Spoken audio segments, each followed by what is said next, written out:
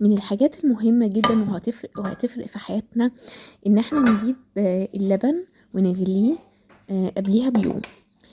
لما نغليه قبلها بيوم ماشي، بنصحى الصبح بنلاقي طبقة قشطة.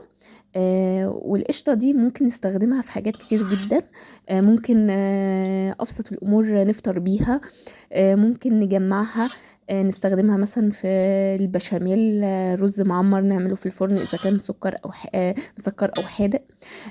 أو مثلا نخليها نعمل بها قرص، نعمل بها معجنات، نعمل بيها كيكة.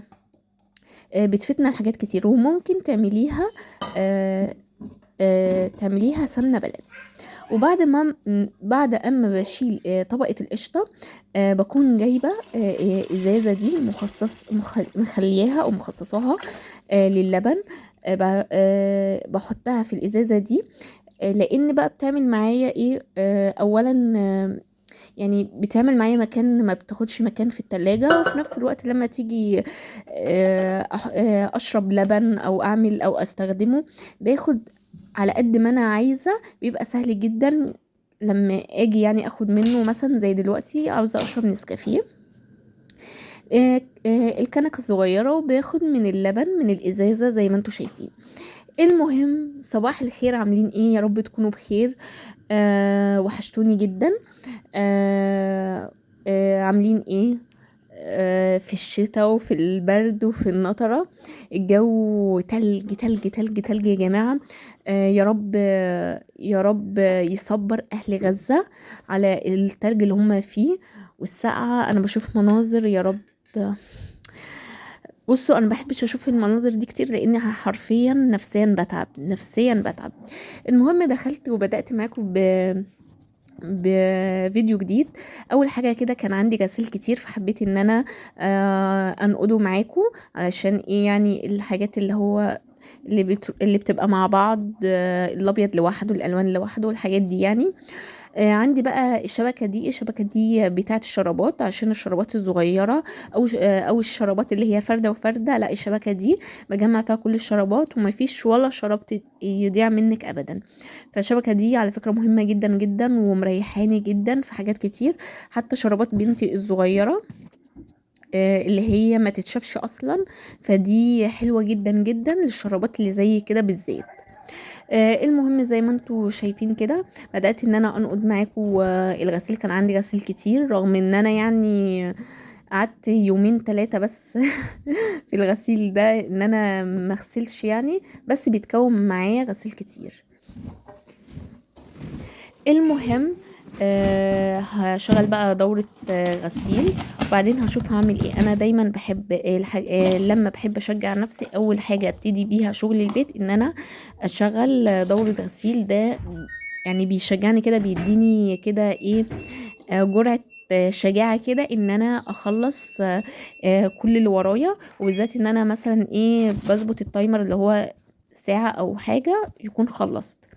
المهم، هنا كان عندي مشتريات جايباها لبنتي، فحبيت ان انا افرجها عليكم. حاجات كده، كان لبس كده، وكان عرض، كان يعني جبت لها حوالي 4 ترنجات ولبس خروج. فما كانش غالي، اللي هو غالي قوي، بس الصراحة كان حاجات جميلة جدا، وجبتها كبيرة شوية عليها علشان تقضيها للسنة الجاية. كنت فاكرة ان هو مثلا حتة ان انا، لا، انا اجيب على مقاسه بالظبط، بس لقيت لا يا جماعه، جيبوا مقاس اكبر.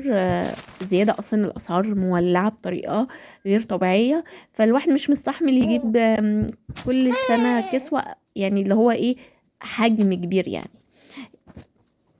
المهم، طبعا جبنا هدوم جديده، فالدولاب طبعا زي ما انتم شايفين لازم يتطبق من اول من جديد ويتنظم. انا بقالي كذا يوم عاوزه انظمه، بس مستنيه انزل اجيب ليها اللبس، عشان ايه بقى ايه، يعني الدولاب يفرح. المهم، دخلت ان انا ايه، بدأت ان انا اعمل اللي هو اظبط ليها الدولاب، واخلي بقى ايه البناطيل على جنب، سويت شيرتات مثلا على جنب، الهدوم الداخليه لوحدها، والترنجات لوحدها، والترنج بطبقه وادخل فيه البنطلون بتاعه، عشان لما اجي اخد ما اقعدش ادور على البنطلون بتاعه، يبقى البنطلون جواه. هو عموما دولاب الاطفال بالذات بيتبهدل بسرعة. الدواليب عندي يا جماعة هو ممكن كبيره يوم يومين ويتبهدل، بس على قدر الامكان انا دلوقتي بدأت احفظ عشان خلاص التنظيفات العميقة داخلة بتاعت رمضان. في رف كمان في الدولاب عاوزة برضو انظمه، مش متنظم معايا فعاوزة انظمه. وهو عموما تحت كان في رفين، هو محتاج تظبيط صغير بس هو ايه برضو الى حد ما تمام يعني، معقول في التظبيط يعني. بس ده اللي كنت محتاجة فعلا ان انا اظبطه. هنا بقى كنت خلصت وظبطت الموضوع، فحبيت ان انا اشرب ميه. انا بحس ان انا فعلا محتاجه ميه لما بحس ان شفايفي بتنشف، فبحس فعلا ان انا محتاجه اشرب ميه. فانا بعمل ايه بقى؟ بصب الكوبايه جنبي، كوبايه مليانه، طول ما انا شغاله بقعد اشرب، طول ما انا شغاله بقعد اشرب.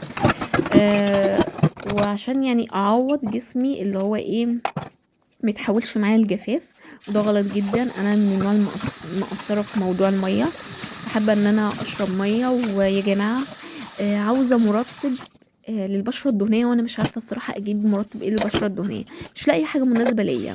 بنسينول كنت بستخدمه، بس انا عاوزه حاجه بنسينول خفيف على البشره، بس انا عاوزه حاجه يعني ايه ما بتدينيش النتيجه اللي انا عايزاها. يعني هو حلو بس ما بيدينيش النتيجه اللي انا عايزاها. في برضو للايدين ده كنت عاوزه اجيبه، مش فاكره اسمه ايه، فان شاء الله هجيبه واستخدمه، لو عجبني هقول لكم عليه.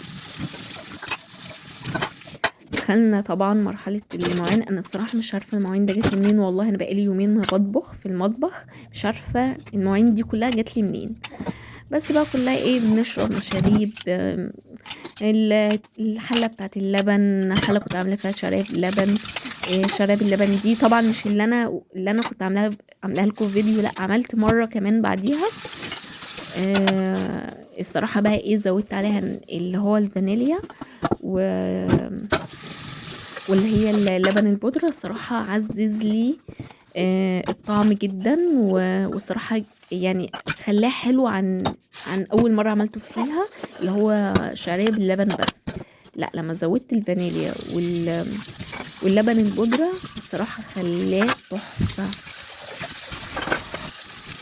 يعني هو مناسب، يعني أكلة مناسبة للجو اللي احنا فيه ده. هي أكلة تفطري بيها الصبح، بالليل وانتي قاعدة تعمليها، بس يعني ايه مش اللي هي أكلة كده تحلية يعني. بس أنا ساعات الصبح يعني ايه بحب ان انا اقوم اشرب حاجة مسكرة، فبعمل حاجة زي كده مثلا.